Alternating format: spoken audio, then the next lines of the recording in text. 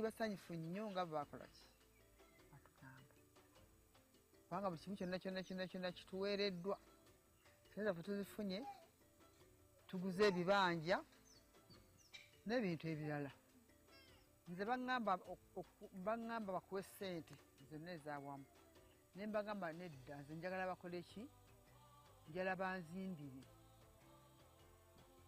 ne banzimbira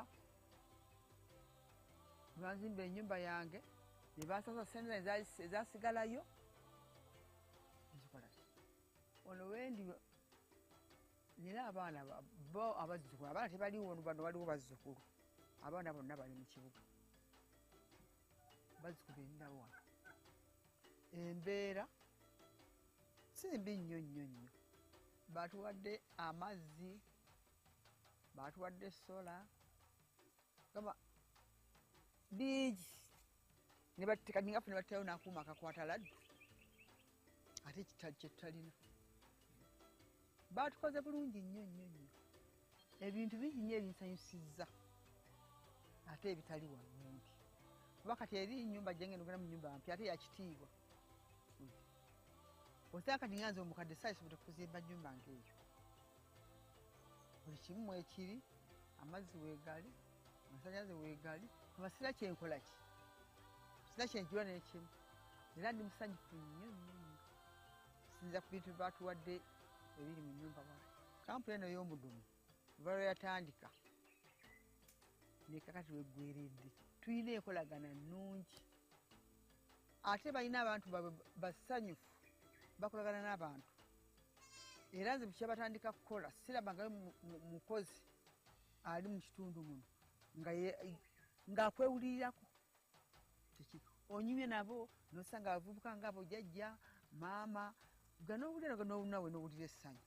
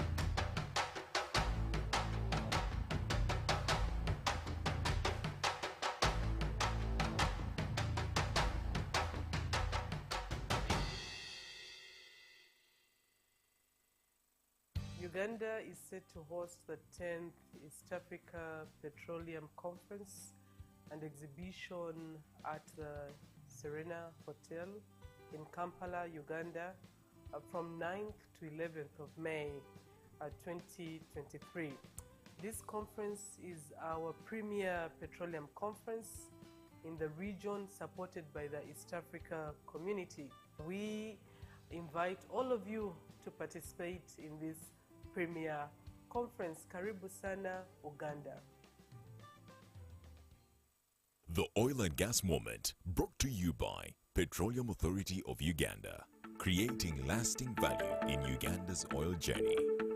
Uganda's oil and gas resources are located within pristine environments. The oil and gas activities are benchmarked on Uganda's updated environment legislation and on the international best practice standards in order to continuously ensure coexistence between the oil activities and Uganda's rich biodiversity. The Kingfisher, Tilenga, and the East African crude oil pipeline projects were subjected to rigorous environment and social impact assessment processes prior to the award of the respective SCA certificates in 2019 and 2020. For more information, visit www.pau.go.ug. Petroleum Authority of Uganda, creating lasting value in Uganda's oil journey. The EAPCE is a 1,443-kilometer crude oil export pipeline that will transport Uganda's crude oil from Kabale Hoima in Uganda to the Chongoleani Peninsula near Tanga Port in Tanzania. Due to the viscous and waxy nature of Uganda's crude oil, the pipeline will need to be heated along the entire route. The pipeline will be buried to minimize impact on the environment, with some facilities above the ground, designed to ensure minimal environmental and social impact. The project will be compliant with the Ugandan and Tanzanian national legislations and international requirements. So EAPCE itself is a 24-inch buried pipeline, and around that 24 inches of steel there's some insulation, a little bit like on a thermos flask. That insulation has two purposes. It keeps the fluid inside the pipeline warm, and it stops that heat being transmitted to the environment outside. So once the pipe is constructed, it will be laid in a trench. The top of the pipe will be about 1 meter below the surface.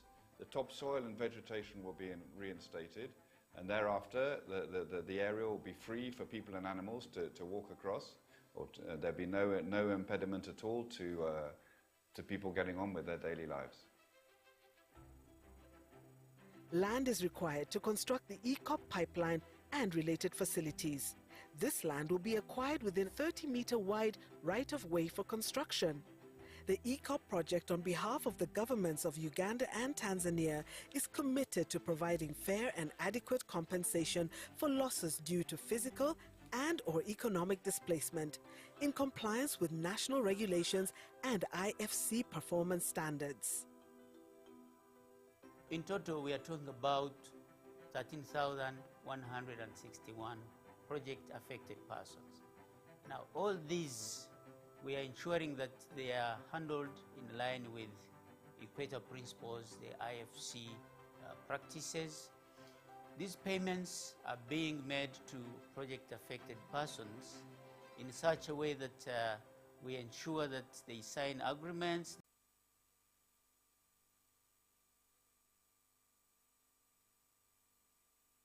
Management. Let me briefly tell you whom I am. I've already finished the introduction of the current employment. Previously, I worked with Uganda Revenue Authority for about 2 decades, and I ended my career in URA as a manager in charge of oil and gas taxation unit.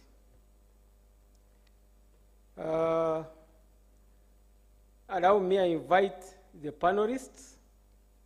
Mr. Morris Mwaniki, kindly take your seat.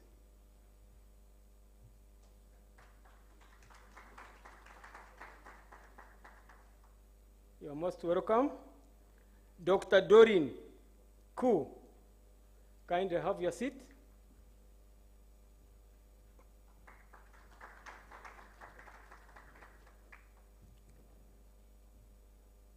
Mr. Festus Akonobera, may you take your seat?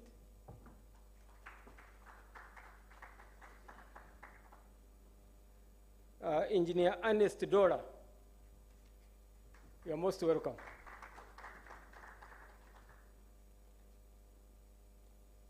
These are our panelists, and each panelist has a presentation to make for us, and thereafter we shall have a Q&A session.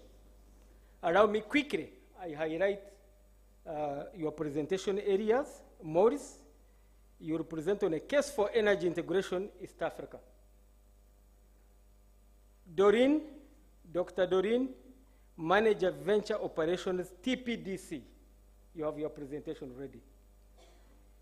Festus, the taxation of contractors and subcontractors in the oil and gas sector in Uganda, and I have so many questions for you, since I headed the other section.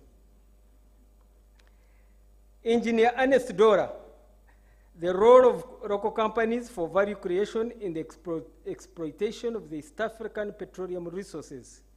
A case of contractors, consultants, suppliers, financial institutions, and insurance companies in Tanzania. That's your topic. So you are all welcome. Allow me, starting with Madam Engineer Ernest Dora, to tell us about yourself, briefly. And in that sequence, please tell us about yourself.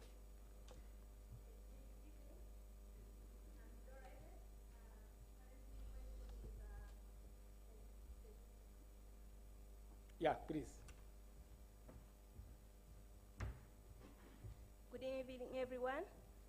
My name is Dora Ernest, currently working with TPDC, actually working as a subsidiary of TPDC called Tanwell, as acting manager of planning, marketing, and investment. I've been working with TPDC for 10 years, and recently I've been moved to Tanwell. With TPDC, I worked as an engineer responsible for midstream and downstream projects. So that was my background. Thank you.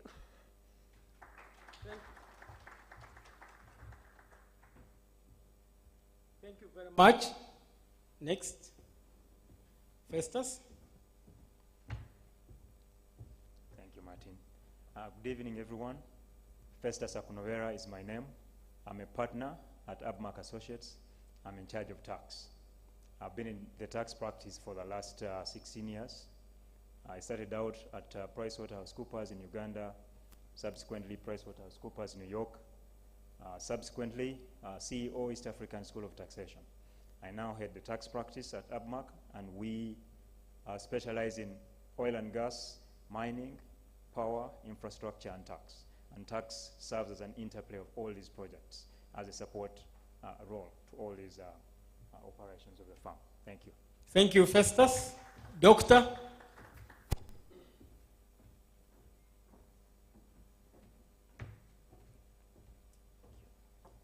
Good evening, ladies and gentlemen. My name is Doreen Mkuu. I'm currently a manager of venture operations at TPDC. Before that, I worked with TPDC for 30 years in a stratigraphic lab, specializing in palynology, micropaleontology, and geochemical studies. That is me in short. Thank you very much, Doctor. Maurice?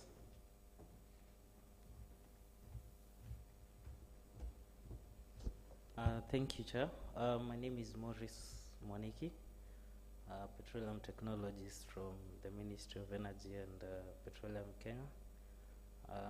Probably still, I'd say, given with the experience of my fellow panelists, probably new in the industry, now 3 years, but we still on that process. So I'm a petroleum technologist, and not much on my background, but thank you. Okay, thank you very much, Maurice. Allow me invite the panelists. I will start with Engineer Ernest Dora. Please kindly come here and make your presentation.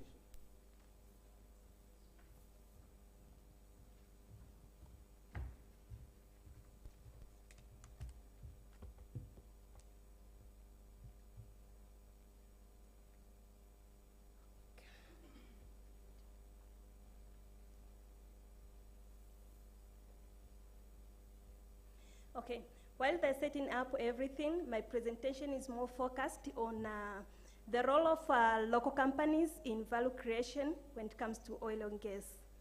So, as I've been introduced,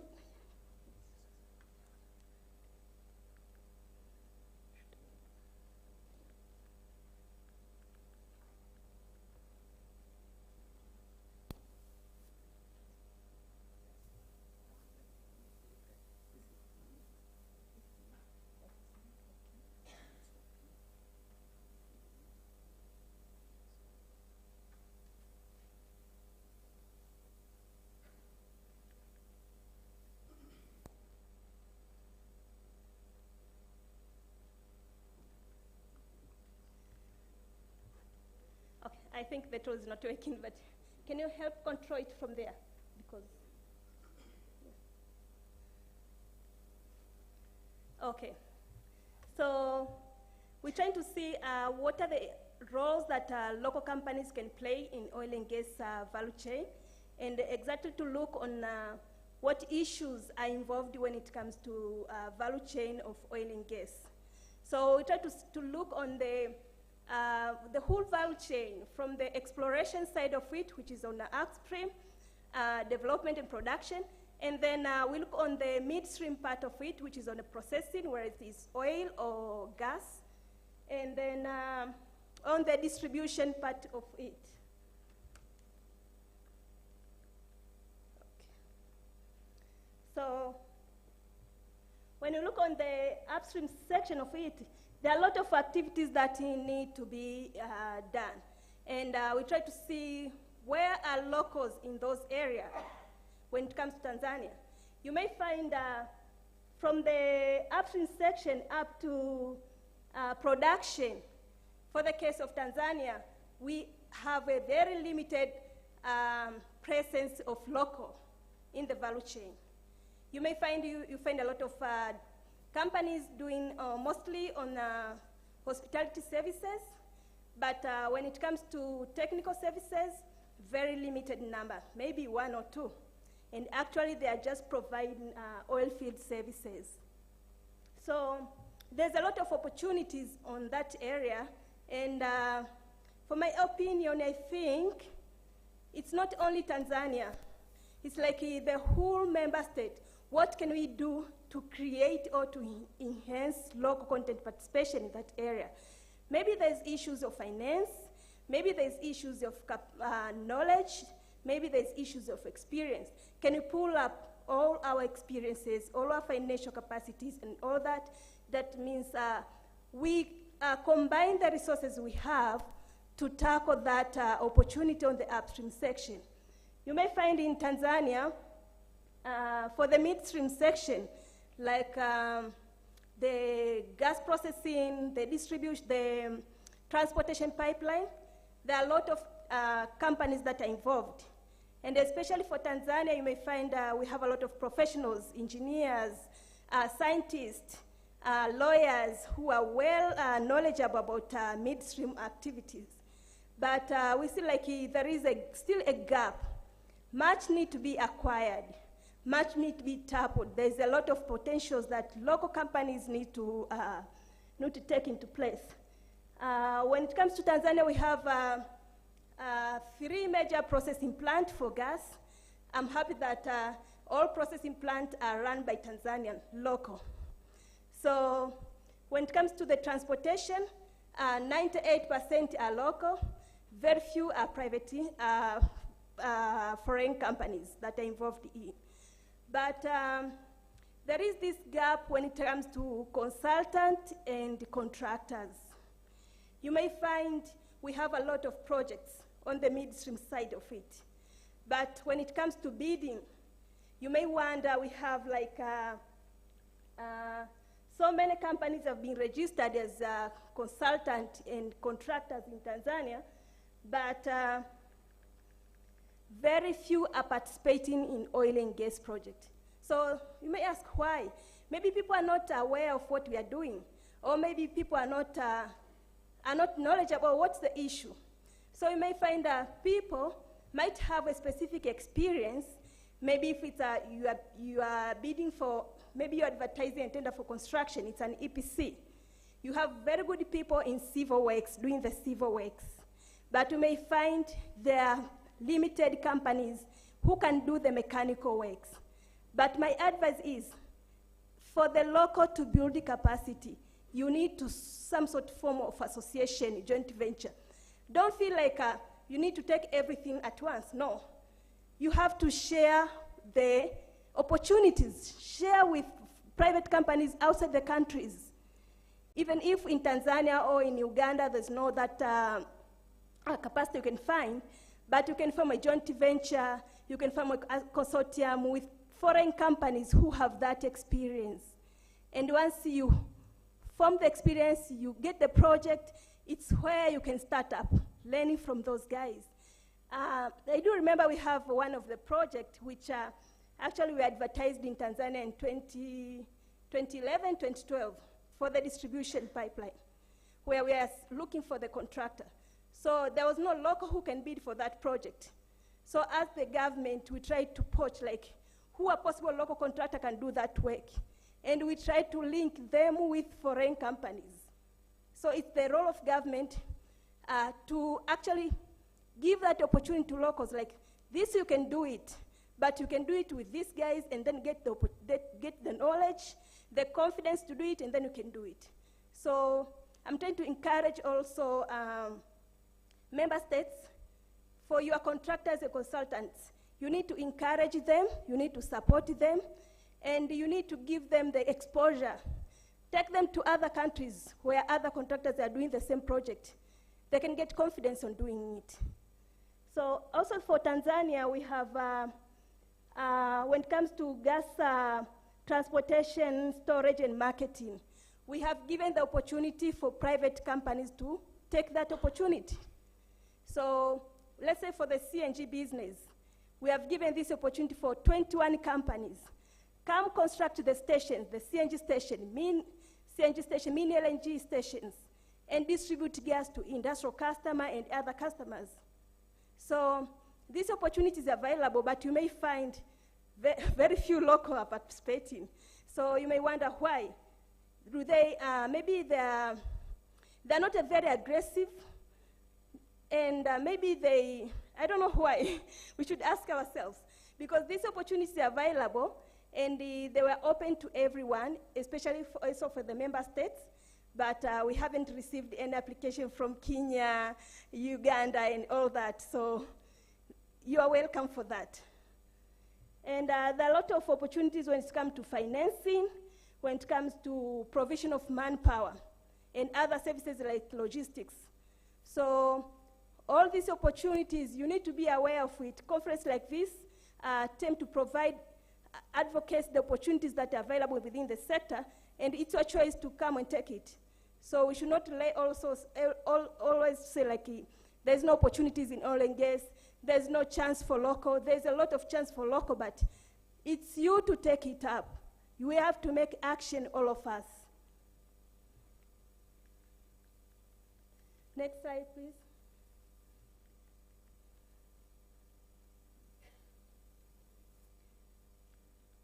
Okay, the next slide, it talks about the challenges that maybe local are facing. Maybe there are issues of capacity building, maybe lack of knowledge, lack of capital, maybe poor infrastructure. Maybe others, they say like some of the regulatory framework are not very clear that could support local companies to participate in the whole value chain. So those are challenges that have been advocated by these local companies. The government, especially Tanzania, have tried much to work on it and provide access to local companies to participate in the value chain of oil and gas. I don't know, this is not working. So,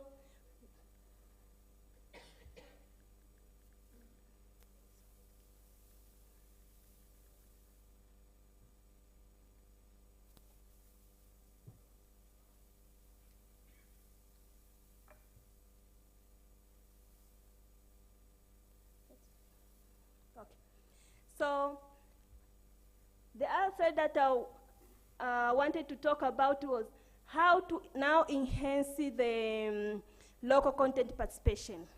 It's like we have all the procedures, we have all the laws and regulations that are put in place to ensure local participation of companies or consultant contractors can take that opportunity for oil and gas. But what else needs to be done for that process to mature? So we have issues for the establishment of socio-economic development funds, the issues of simplify business process, especially for the startup. So for the startup companies, the government is setting up a lot of procedures, a lot of bureaucracies, this company cannot start up. Some companies are afraid because of those bureaucracies. They say, like, I cannot do this. So there are issues that the government can take up and further enhance the local content participation. There are issues with regards to industrial cooperation. There are issues with regard to access to finance, and especially when it comes to contractors and subcontractors. We as government, we have to set up criteria which actually will empower these local companies. Especially, you can give up the contractors the initial payment, at least to support their cash flows. We can give out some, it's not necessarily to say like you are giving this contractor to provide a performance bond in terms of cash equivalence. You can set up the securities to try to boost, try to help these local companies to take up the opportunities. There are issues of procurement process. We may set up the procurement process that actually favor local companies, but not to favor local companies forever. You might set that scenario maybe for 5 years or 10 years when the whole process has matured well and there's local content participation is well engaged, then you can remove that criteria. But we have to set up procurement processes that will actually allow participation of the local companies. The other issue was on the support of the infrastructure development. So, support of infrastructure development. So the role of government should ensure that there is infrastructure in place to support movement of goods and services. When these local companies are participating in oil value chain, oil and gas value chain, then they need this kind of infrastructure in place. So we as the government, we have to make sure that we provide these services at least to enhance enforcement of the local content. There are issues with the setting of local content targets. We need to say, like, we have the policy and everything, but what are the targets in place to ensure the local content is applicable? So we might have some reviews, maybe after 3 years or 5 years, at least to see where are areas that the government needs to improve in order to enhance local content participation. There are issues with business enabling environment. This has been discussed in previous sessions. So those are issues that need to be more focused on right now to enhance the local content participation in oil and gas value chain. There are issues with incentives. The government can set up specific incentives to support local content.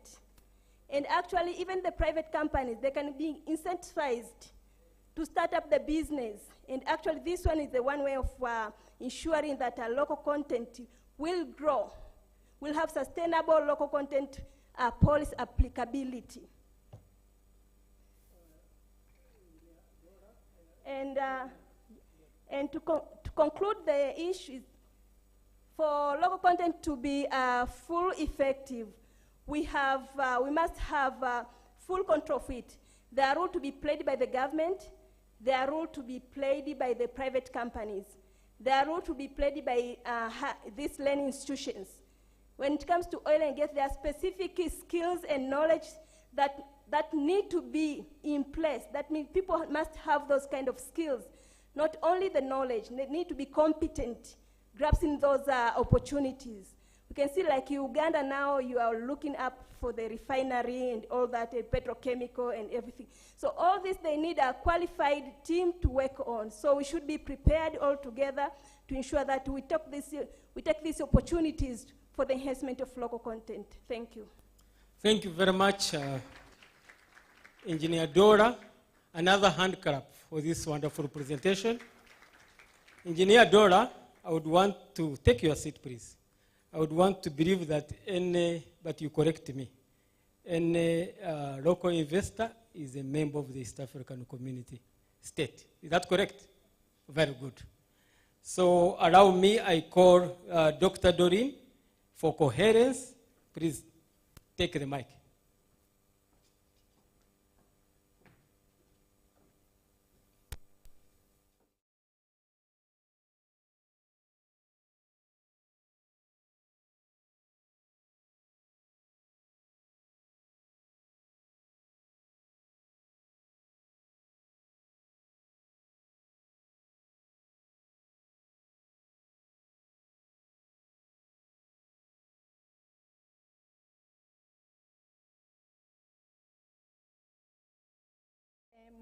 I'm presenting this paper on behalf of my colleague who couldn't manage to participate in this conference.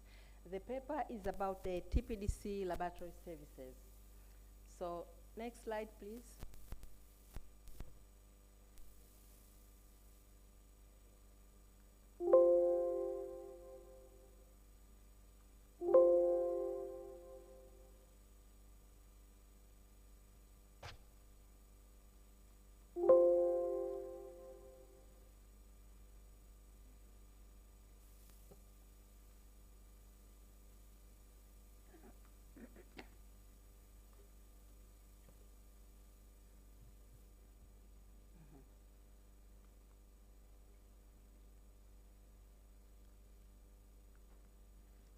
Please slide.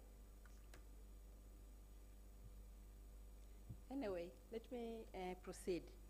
TPDC lab has 3 labs. The first one is called the biostratigraphy lab. The second one is geochemical lab. And the third one is petrological lab. These 3 labs has competent and experienced technical people to analyze samples for hydrocarbons interpretations. In biostratigraphy lab, we have studies and analysis of samples from drilled wells and also the samples collected from the fieldwork. They have studies regarding the palynological. These studies deals with pollen, spores, and dinoflagellate. We call it plant fossils. And the second one is micropaleontology. This deals with the non-marine and surface samples, which they are known as benthics, planktonics, and also the ostracods from fresh water.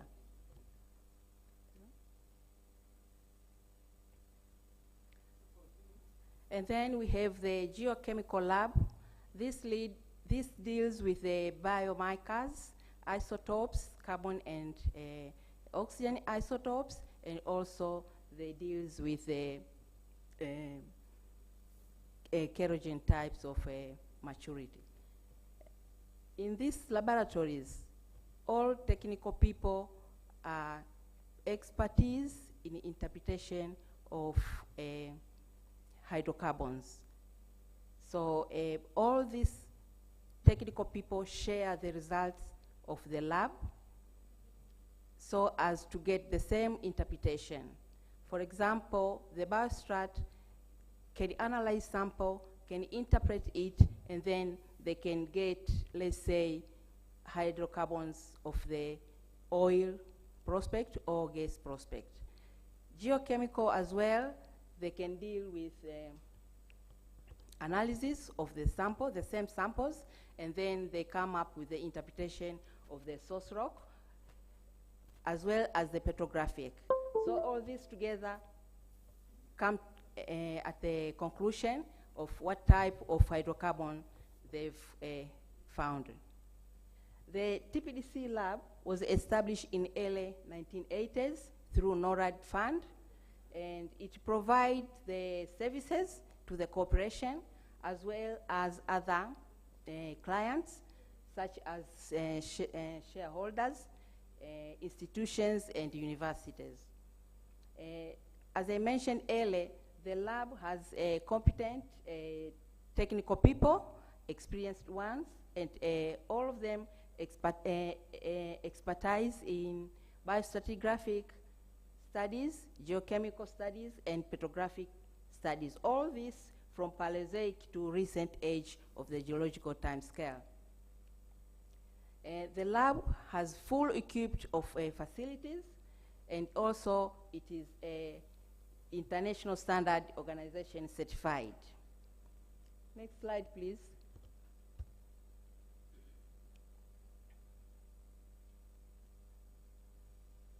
So as I mentioned earlier, this is a biostratigraphic lab.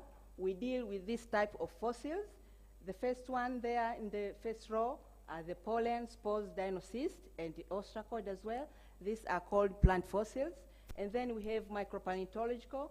These are benthics and planktonic fossils and ostracoids. And also, in biostratigraphic lab, apart from analyzing samples, they also conduct studies, and then also conduct maturity studies, and also interpret the hydrocarbon generation using different technology, such as organic thermal maturity, spore and pollen color index, thermal alteration index, and vitronite reflectance and fluorescence studies. So all these are technology to interpret what kind of hydrocarbon generation you have got it. Second slide, please.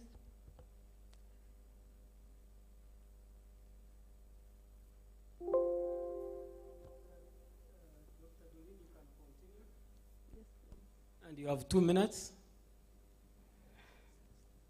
Okay. So we have another lab, which is a geochemical lab. This lab deals with analyzing the total organic content. We call it TOC. We analyze biomarkers, carbon, oxygen, isotopes. All these are studies for interpretation of the source rock. And also we perform the microscopic studies. And we have full equipped machines such as source rock analyzer and other geochemical equipment.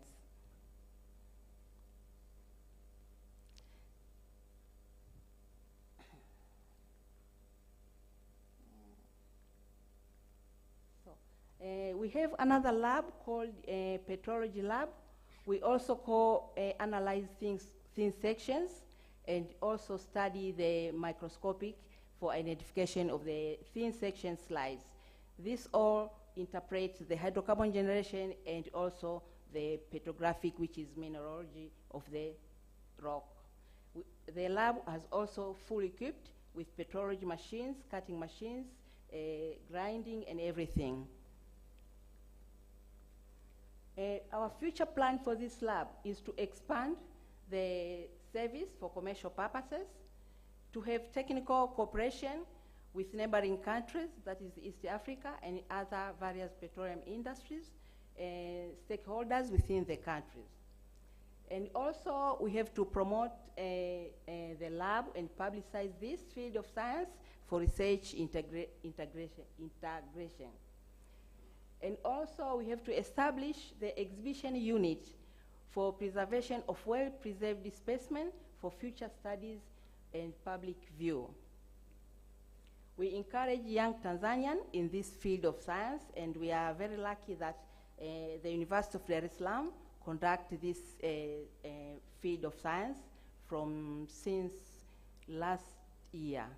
So instead of our young students going outside the country, they can start studying here and then go ahead with the other studies. Last is to establish the training exchange program for sharing information, experience, and acquire new skills in other biostratigraphic labs, which is outside the country. So to conclude, TPDC invites all stakeholders in the industry, research institutions, various entities and individuals to use our laboratory facility and services. The policy of the lab is in place, the price is affordable, and also we have competent technical people working at the lab, and also all labs are fully equipped, and we have a store for our core samples and samples collected from wells and fieldwork. Thank you very much. Thank you, Dr. Doreen. Please, let's put our hands together again for Dr. Doreen. Thank you, and you may take your seat. Morris, take the mic. You have 2.5 minutes. Thank you. I'll try work with that. A case for energy integration. Yes. Carry on. We have it on here. Basically, what I'm trying to say with my presentation is, even with the energy demands that we have, we can be able to consume the petroleum products or the hydrocarbons we have within East Africa and have a good, and we have enough market and we have enough demand for that. And so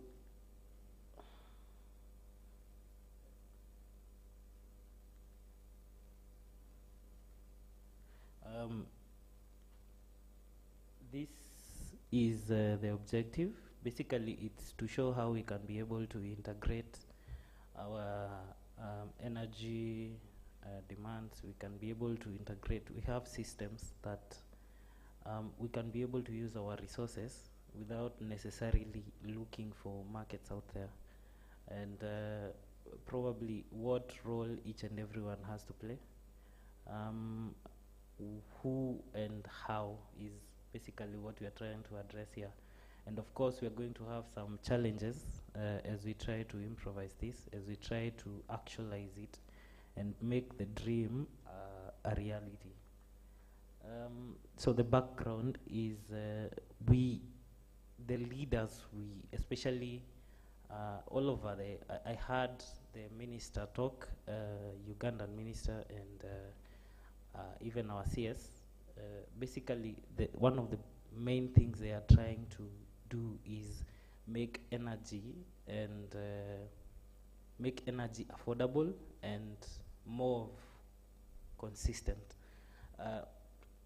more abundant for everyone, such that we won't have any lack of these energy resources.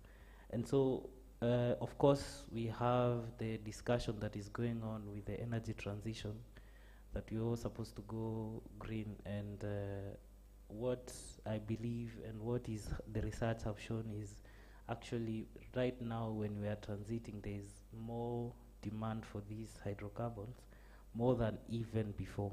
And even with the growing populations and all, we will need these hydrocarbons. Now, it might not be feasible in the near future. Let's say OPEC have said up to around 2045 or so, then to be able to move. And in any case, if we are to go with the facts that we are at, for example, Kenya, we are at 80%.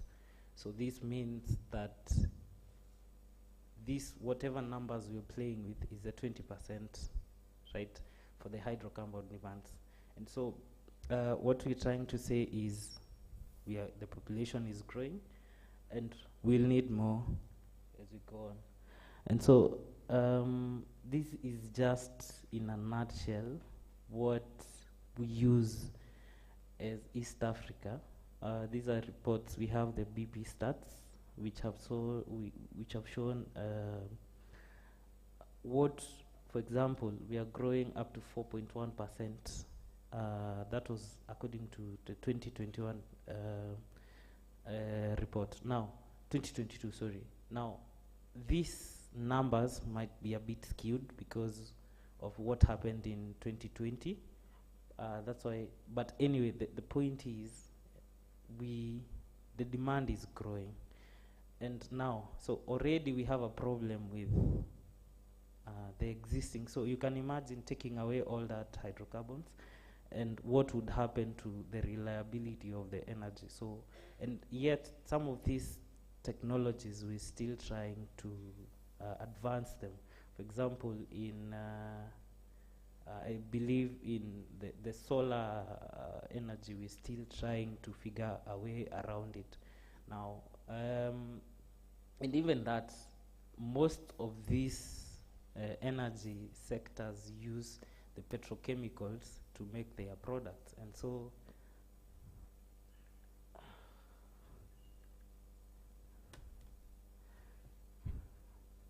yes. So this is an overview of what are the current projections in terms of what we consume. For example, you can see Eastern Africa, we consume up to 3.9 billion cubic meters.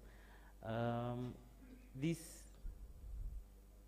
is, will rely to over 70%. Now, what are the reserves that we have? This is an approximate numbers which have been reported both in our sites and the official communication.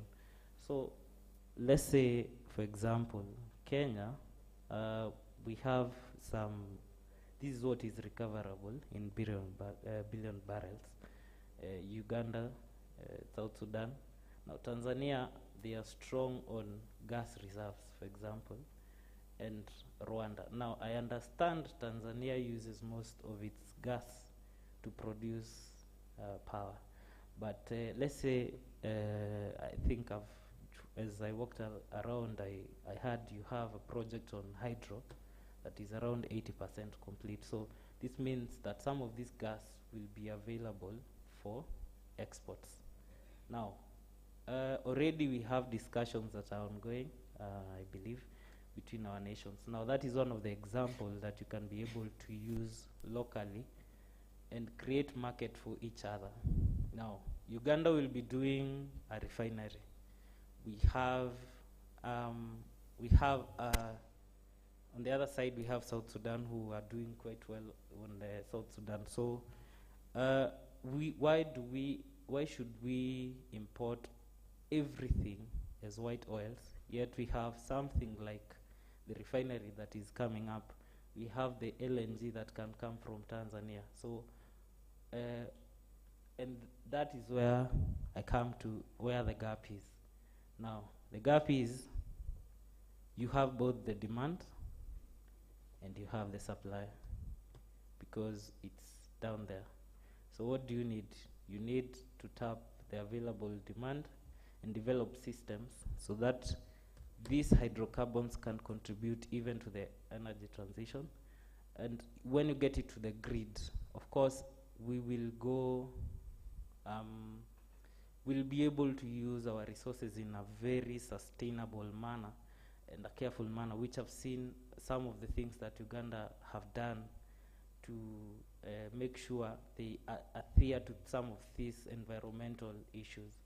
And so when you have this sustainable supply, you'll have growing economies and GDP growth. Now, Maurice, you have 40 seconds, okay? Okay, so supposing we don't, how do we convince these investors? Because one of the things that we have as a problem in Africa is the capital. You can convince them that even if you invest in some of these things like the oil refinery, we expect that the rest, something like hydrogen, this is just an example, can come from these refineries, and you see we'll be using our hydrocarbons. What are the policy implications? I am glad that you mentioned about the local companies. Now you should come up with policies that boost these local companies such that they'll build up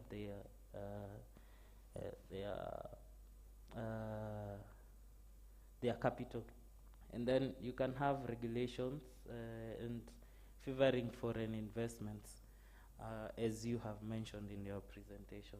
So what are the business opportunities? We have them in construction, finance, service, That covers everything, and then the exploration and production. So in conclusion, we have enough market for our own products. That is what we expect to have up to 2045 worldwide. That is what is projected. And so in a nutshell, hydrocarbon is nowhere near to being to exit. So we need to use what we have. Thank you. Okay, thank you very much, Morris. Again, another hand clap for Morris. Thank you very much. Now, we shall hear from Festus. Festus, why?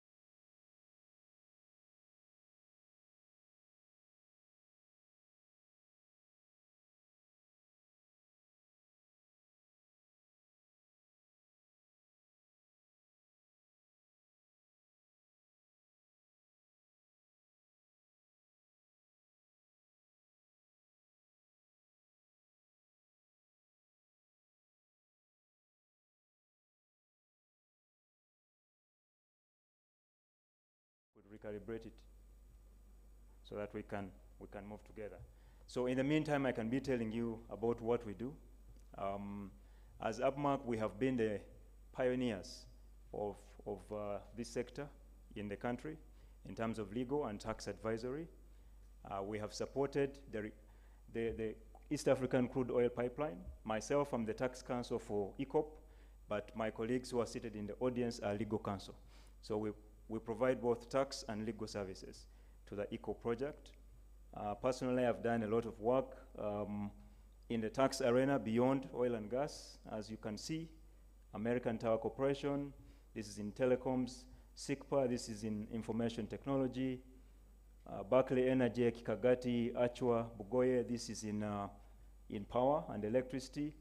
I've also done oil and gas disputes. I was tax expert witness on Ugandan tax law before the London Commercial Court in the dispute between Heritage and Tullow Oil, and subsequently in the dispute between Heritage and the government in the arbitration.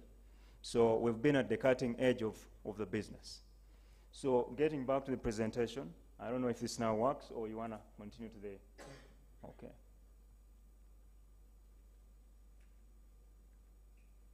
Okay, so this presentation will focus on 3 specific areas. The first will be to provide an overview of the taxes relevant to contractors and subcontractors in the oil and gas sector. This is in a general sense. Then we will look at the special features of the EACOP fiscal regime as applied to contractors and subcontractors. We will highlight briefly the issues in the third item, issues and structuring considerations for contractors and subcontractors in the oil and gas sector. This is from the point of view of how they can optimize the fiscal package that's available for players in the oil and gas sector. Now, you will note that subcontractors and contractors, these are persons participating at a transactional level in the oil and gas space. Therefore, the taxes that are of relevance to these persons will typically be transactional. So we're looking, for example, at value-added tax. We're looking at import duty.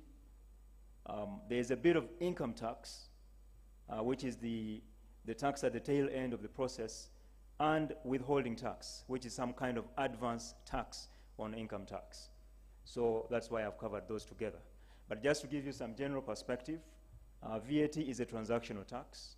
Under Ugandan law, it's applied at a rate of 18% on a taxable supply of goods and also a taxable supply of services.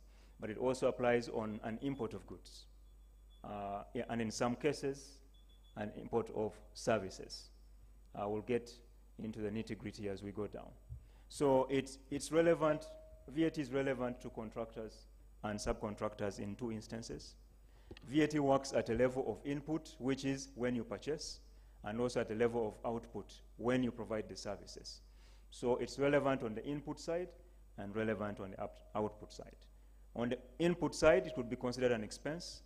On the output side, because you're the accounting entity, it could be considered a liability. But it's a liability which can be carried to the customer, okay? Now, import duty, on the other hand, is an international trade tax. It's a tax that applies when you import something. And this is specifically for goods.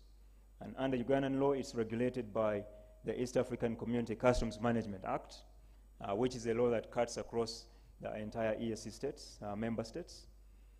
And it has some regulations as well, the EAC Customs Management Regulations, which operationalize certain provisions of the East African Community Customs Management Act.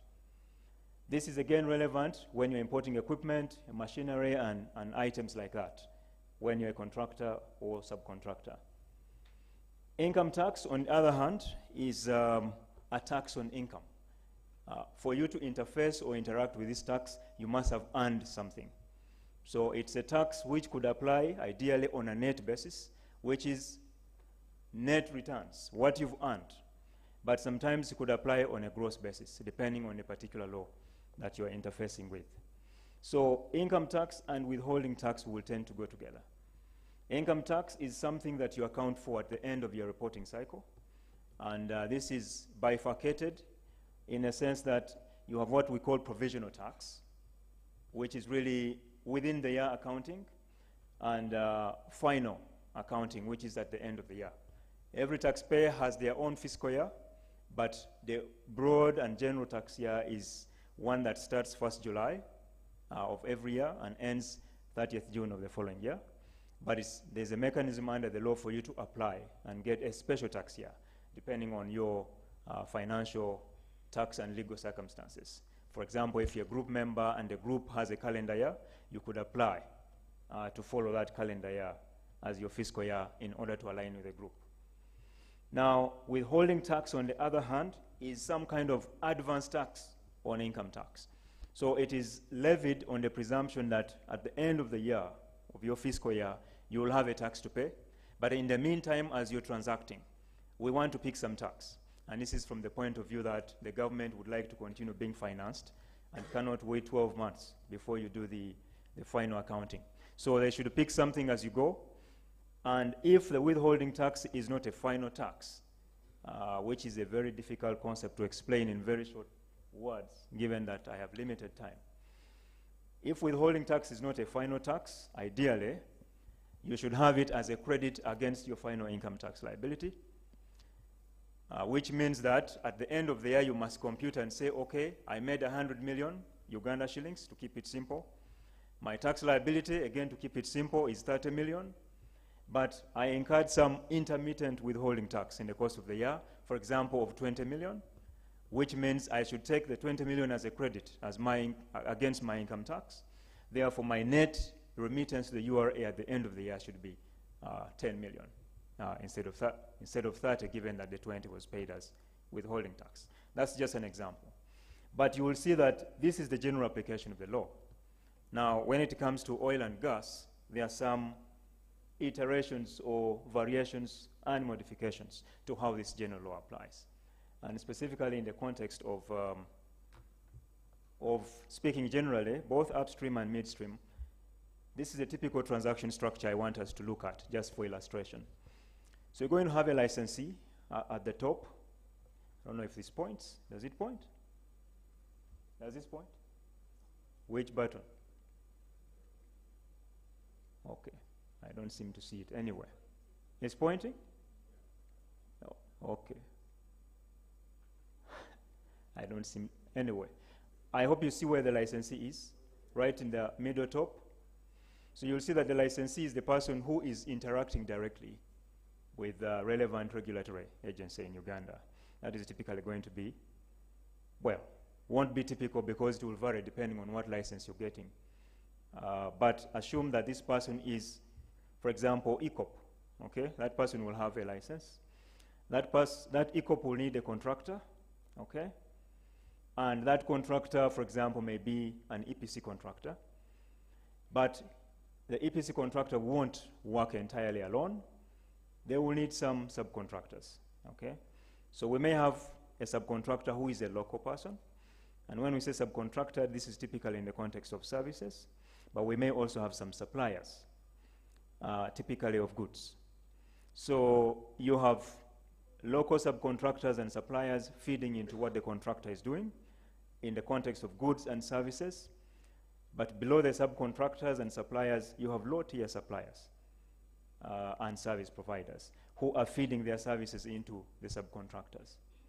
This could be local, but it could also be foreign, as the illustration shows, that this contractor or subcontractor could import some services, could also import some goods, equipment for installation, and things like that.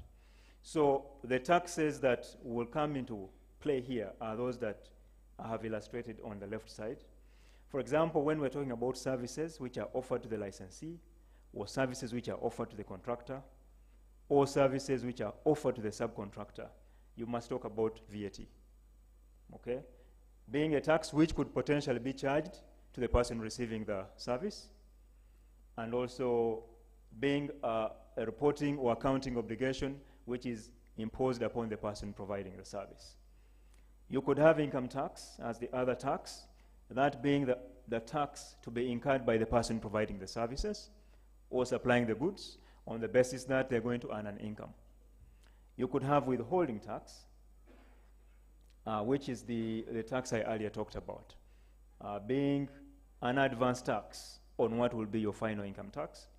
But again, as we'll see shortly, in some cases, it's not an advance tax, it's a final tax, meaning that the moment the withholding tax is charged, there is no further tax liability that you should continue to deal with. B is for goods, so I've just used annotation B for goods. In the context of an importation, you could have VAT on the importation of goods in a general sense. You could have, in the context of a local supply of goods, you could have income tax on the person who is supplying the goods. And again, in the context of an importation, you could have withholding tax, which is levied under Section 119 on imports, Section 119 of the Income Tax Act. You could also have withholding tax against local suppliers who are being paid, unless those persons have some kind of exemption under that Section 119. Annotation C is for services. Again, it's roughly the same thing, but the difference is that one is an importation, the other is domestic. So B was domestic. D is for imported services. So B and C have similar characteristics, but D has a special characteristic in that if you import services from a foreign person, you have this animal called VAT on imported services. The difference between this VAT and any other VAT is that this VAT is not recoverable by the person who has incurred it. So in the traditional sense, you have input, output. If I incur VAT on purchases, I can recover it, okay? Be it of services or goods. But when it comes to import of services, that VAT is not recoverable. So the person importing the services, for example, a person using a foreign subcontractor ideally would say the VAT, for example, on the contract sum is X.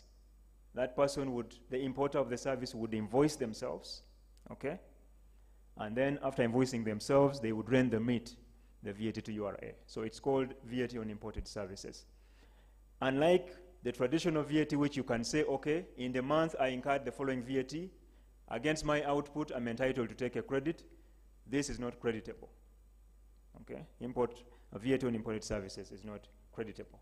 Now, the situation in oil and gas is a bit different, which is the point that Martin wanted me to highlight. In the context of oil and gas, there are two persons who have been given the privilege to import services without suffering VAT. That person is the licensee. In this case would be EAPCE or would be Total.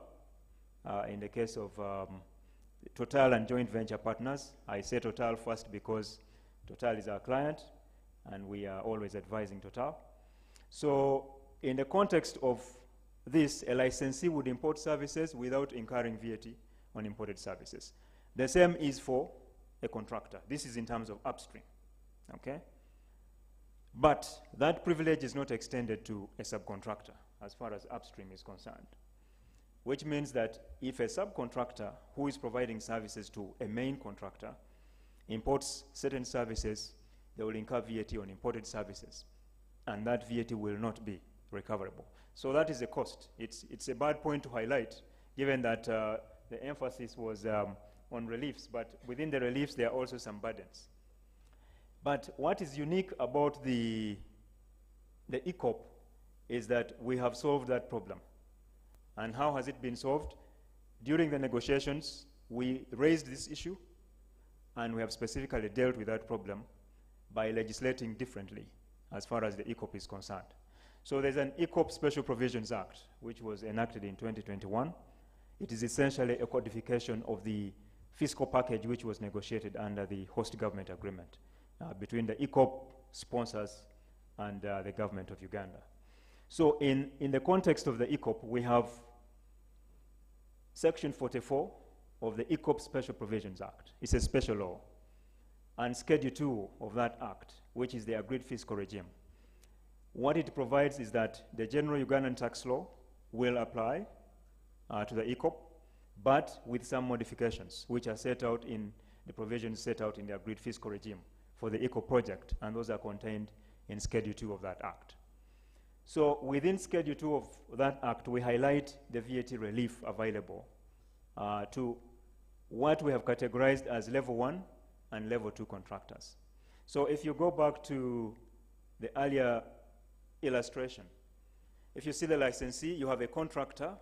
That contractor in the middle would be a Level 1 contractor, and any person else who is supplying services to the main contractor will become a Level 2 contractor. Then what would be Level 3 are these low-tier suppliers and service providers. So in the context of the EACOP, a Level 1 and Level 2 contractor is entitled to VAT relief in respect of imports of goods and services, okay? So you can see that in this case, we are providing relief not only for goods, but we're also providing for services. So this solves the issue of unrecoverable VAT on imported services, which has not been dealt with in the upstream for Level 2 persons. It has been dealt with for the licensee and Level 1 contractors, but has not been dealt with for Level 2. But this is now dealt with under the EACOP. Now, the mechanism for local purchases of goods and services has provided that a Level 1 contractor, which is the second bullet, is eligible for the deemed paid VAT regime. That deemed paid mechanism is not applicable to a Level 2 contractor. So I'll just explain briefly what deemed paid VAT is about. So in a traditional sense, if I come to X and I say, provide me services, for example, accounting services, they will charge me VAT on an invoice, okay? If I'm a player in the oil and gas sector as a Level 1 contractor, the law right now is that they will invoice me, but I will not pay in fact, but I will be deemed to have paid, okay? So in their return, they will show VAT that is chargeable to me as a Level 1 contractor, but I will not in fact pick money out of my pocket. So that's a good incentive because it's giving the Level 1 contractor the ability to play with cash flows, given that this is a capital-intensive business which requires a lot of money. Instead of getting that paid out and then you wait for your output VAT, you would rather not pay and be deemed to have paid the tax, such that you don't in fact have to get money out of your pocket. That is not applicable to a Level 2 contractor. Instead, the conventional approach is applicable to a Level 2 contractor, which is that they will be charged VAT, they will pay, but they will recover it against their output through the credit mechanism if the output VAT is stronger or greater than the input VAT, or the refund mechanism if the output VAT is lower than the input VAT. Typically, that's not the case. It could only arise in case of timing differences, in terms of when you're invoiced, when you supply the goods, and when you're paid. Those kinds of circumstances. Ideally, output VAT should be stronger than input VAT, unless somebody is doing some upfront heavy spending, in which case then you could find yourself in a refund situation. But the refund mechanism is still available. and there's a specific assurance that the refund will be processed within a specific period of time. I need to remind myself what that is, but it's a fairly, it's a guarantee that there will be timely processing of that refund. I don't know if Sandra is doing that, but we'll find out maybe in the comments time. Now, as far as import duty and withholding tax relief is concerned, you can see that for the eco project, again, there's almost a mirror with what is happening in the upstream. Generally, in terms of import duty, there's a provision in the East African Community Customs Management Act, paragraph 30A actually, paragraph 30A of the 5th Schedule Part B to the East African Community Customs Management Act, which provides for import duty relief on certain machinery, certain equipment, which is imported for the direct and exclusive use in oil and gas development. And in the context of the ECOP, there's a specific provision saying if a contractor or subcontractor imports equipment for direct and exclusive use in the ECOP project, then no import duty should be imposed. Obviously, there's a legal question here, because this has been legislated in the ECOP Special Provisions Act, okay? This kind of language is in the ECOP Special Provisions Act. It tries to mirror what is in the East African Community Customs Management Act, but it's a bit broader or a bit liberal in terms of its application to contractors and subcontractors. And the government undertook to take all measures to ensure that this is operationalized within the framework of the EAC. I believe probably government has done that already or is in the process of doing that. As far as withholding tax is concerned, for the ECOP, there's a difference. In the context of upstream, if you have a contractor, especially a non-resident contractor in this case, providing services to a licensee, the withholding tax rate, which is questionably a final tax. Why I say questionably, there's a bit of argument whether it's a final tax or not, and I'll get into those discussions in the next slide. The rate applicable there is 10%, but for the ECO project, there's a special rate of 5% for technical and other services, which typically would cover most contractors. So you can see that the ECOP regime has a slightly more preferential rate than there is for the upstream, and again, because this has been specially negotiated. Now, in terms of how you take advantage, how do you ensure that this is implemented in a manner that's beneficial to you, if you're a subcontractor or a contractor or a low-tier contractor, for that matter? There are some issues that we highlight here. We're not going to try to provide answers because this is not a legal opinion session. We do know the answers, but it would be more complex for us to get into that discussion. But I can highlight very broadly. There are issues of permanent establishment risk or branch risk, and it goes back to that question which I raised for upstream. Is withholding tax as prescribed under the upstream law a final tax? And a similar question has recently been raised in respect of the ECOP. If it's not a final tax, and that is still under development and discussion, the branch and permanent establishment issue becomes relevant. Because if you create a permanent establishment, it cannot be a final tax. You would have to be taxed on a net basis. Net basis means that you file your annual return, you itemize your gross revenues, you look at your expenses, you come to a number which is chargeable income, in the sense in which it is understood under the law, and then you apply a tax rate, but you take a credit for the withholding tax that you incurred in the course of the year, if you have a branch or permanent establishment. The question whether that applies is still under debate among the tax professionals community. In order to be safe, I would go the route of trying to avoid to have a permanent establishment, and there's a whole array of issues and considerations you can have from a structuring standpoint to try and avoid that, to ensure that you maintain the 10% or the 5% in the case of ECOP being a final tax. So that's a structuring issue. That's part of the advice that we give out to clients. Tax residence, you may have to consider whether you're going to be tax resident in Uganda or not. During the time you're providing these services, we have thresholds under the law which could bring you within a resident status. We have a 183-day rule, we have an incorporation rule, we have an operations rule. It's an alternative tests kind of criteria which can be applied. The implication of being tax resident is that you could be taxed on a worldwide basis. If you don't want that, you want to maintain non-resident status.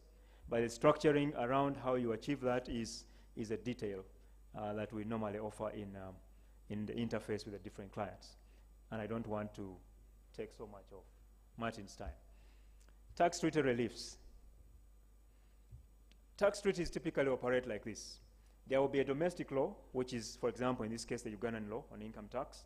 There will be a rate of tax prescribed under the domestic law, but the treaty may provide two options. It may provide for a reduction in the tax rate, or it may provide for an outright exemption, okay? But in order for the treaty to apply, there is treaty eligibility criteria, which is established under domestic law, but which is also, in some sense, established under the treaties themselves. Things like beneficial ownership tests, things like economic substance tests. Those are all things we look at and analyze whether a treaty could apply. So from a structuring perspective, you could find that there's a provision for example, 10%, but you could find that if you're smart enough to do the right structuring, the treaty could get you to a position which results in less tax than what is prescribed under domestic law, or in a position which results in outright exemption from Ugandan tax. So that again is an issue that would need to be analyzed in each case, and every contractor, subcontractor, licensee, and player in this sector would need to pay attention to this because it has significant implications. There's something called a treaty shopping rule under our law, which says that you should not exploit a treaty in a manner which is not intended by the policymakers. So the question of what is exploitation of a treaty in a manner not intended, or, to put it conversely, what is the utilization of a treaty in a manner intended? That is a detail for analysis, but there are issues of beneficial ownership, there are issues of economic substance, which you have to look at in order to not offend the anti-treaty shopping provisions of the Income Tax Act. Relief from import duty and VAT. There are certain provisions which are tagged to a licensee. There are certain provisions which are tagged to a contractor.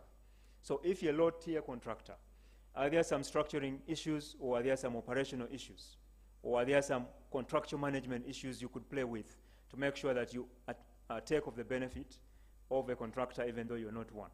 Again, that's a detail that we try to provide in detailed analysis. So broadly speaking, the regime for oil and gas is fairly favorable, but there are still nuts and bolts that you will need to pay attention to as a contractor, subcontractor, licensee, low-level, low-tier operator within the chain, the oil and gas chain. And that is something that every investor, every operator in the sector will need to pay attention to in order to realize value for money. Because as you know, the URA is very particular in collecting what belongs to them, and they're not going to alert you to what doesn't belong to them if you don't arrange your affairs in a smart manner. So thank you very much for listening. Questions are welcome. Thank you very much, Festus, for that comprehensive presentation. It's a very good presentation, and I think that's why I added you a minute. Now you can take your seat. Allow me, first of all, to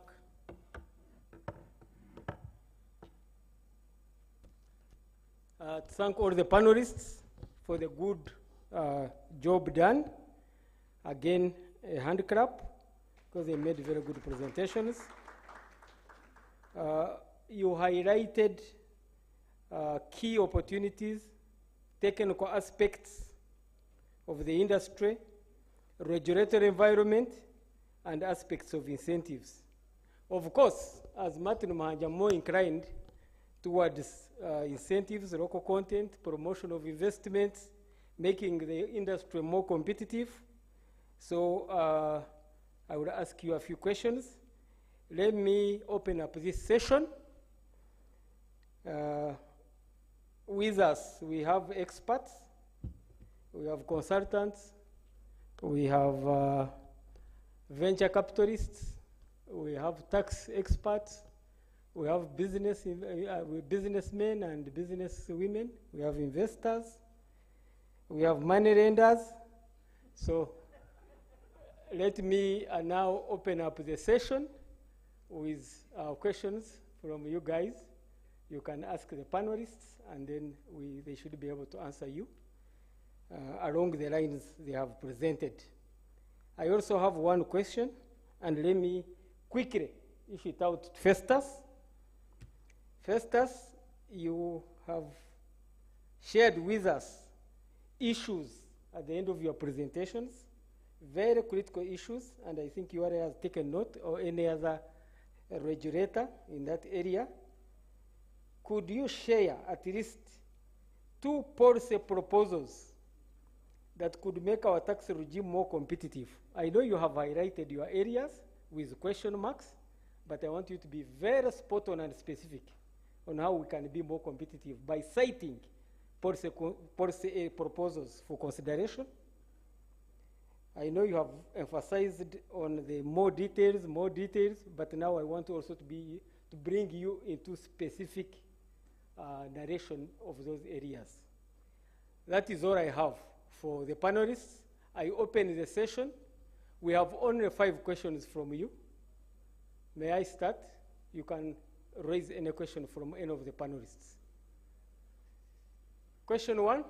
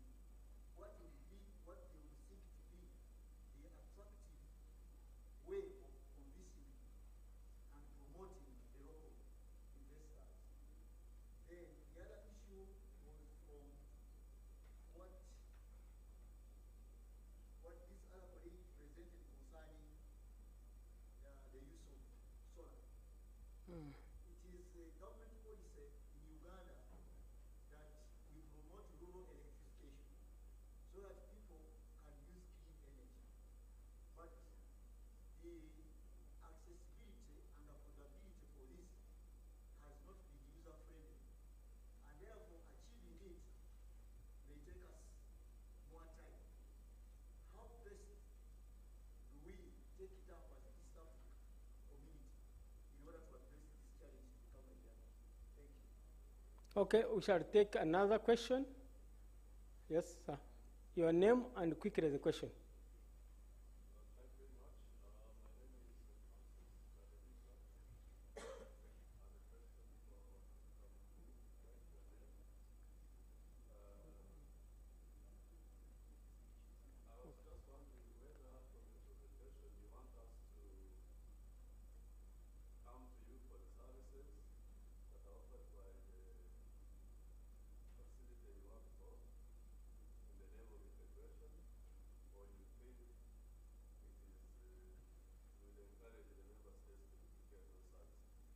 Okay.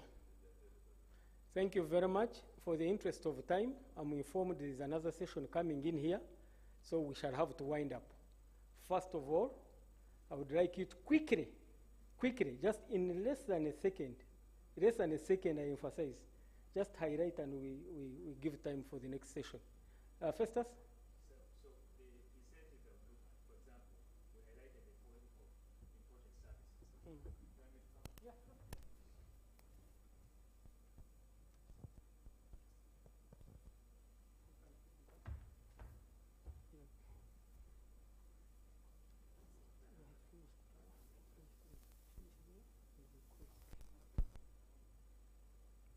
You have a challenge?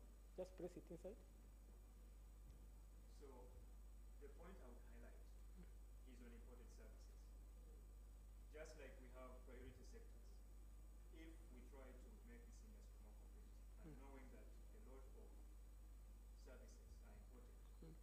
could, for example, have thresholds like we have for disabilities, for example, the incentives we have for people with disabilities. We could say that if the provider of, if the person reporting the services has maybe a training element of certain Ugandans who are participating together with the person, the non-resident person providing the services, then there could be an exception, for example, on that capability of it. Very good. I think that would help a lot to promote Ugandans. At the same time, also making it simpler to implement the project. Thank you very much. Dora, on the question of local content?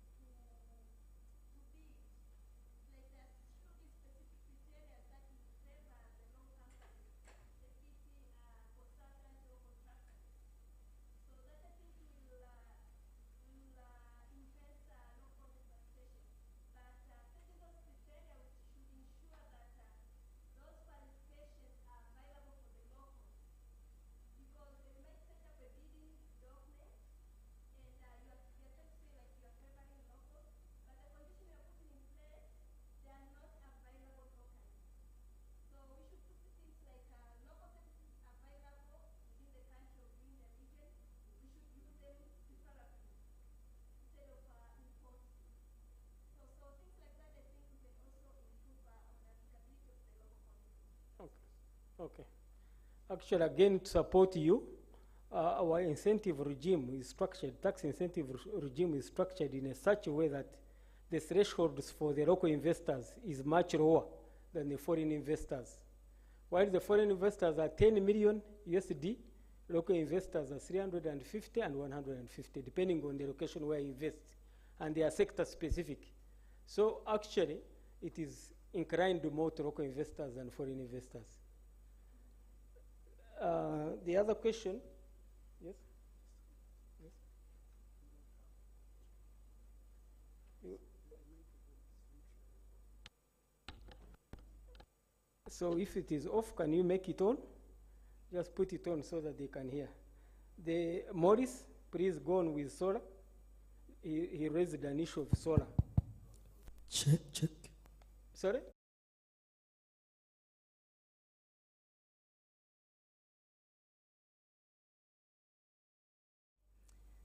The main objective of that paper was to promote the lab service.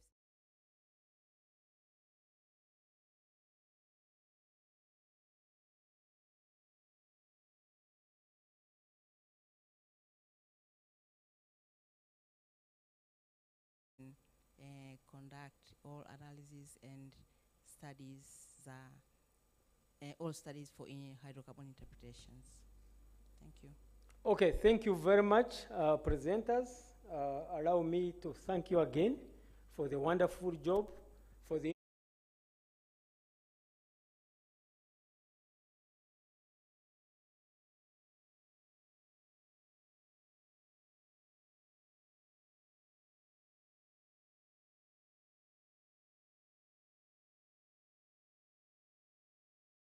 for oil and gas activities. They also provide legal consultancy in matters of oil and gas and any other sector. So we thank you very much for hosting us with a folder and for your presence. I can see many of them, the consultants are here, partners. So we thank you. TPD, we thank you so much. And Morris, thank you once again. Allow me end this session, and may God bless you.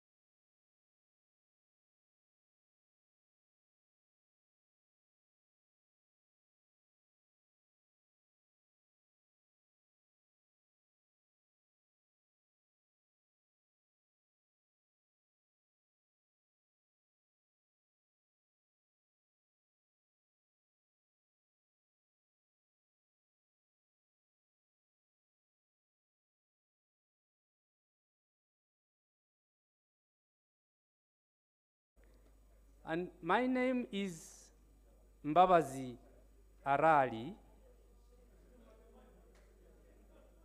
I am a diplomat by profession, and I am now invited to come and share with you what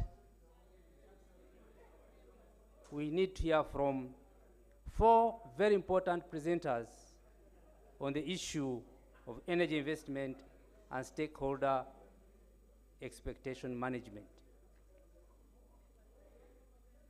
May I invite, therefore, the presenters, Mr. Amos Kangongo. Mr. Amos Kangongo is here around. Ms. Faith Kibos, is she around? Mr. Didas Muhumuza is here around. And Ms. Gloria Sevikari, is she around?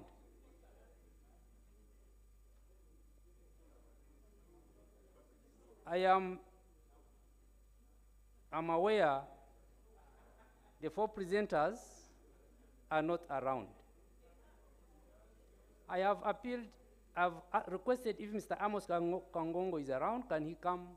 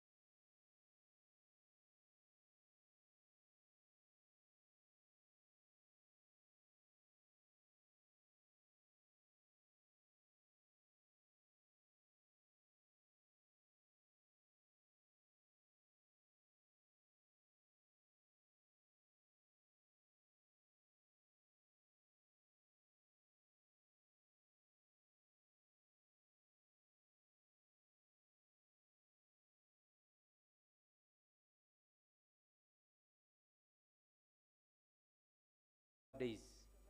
So for this evening, I wish to thank you again for having participated in our first panel session, and wish to communicate that we shall organize our session, especially on stakeholder expectation management is key to the success of everything.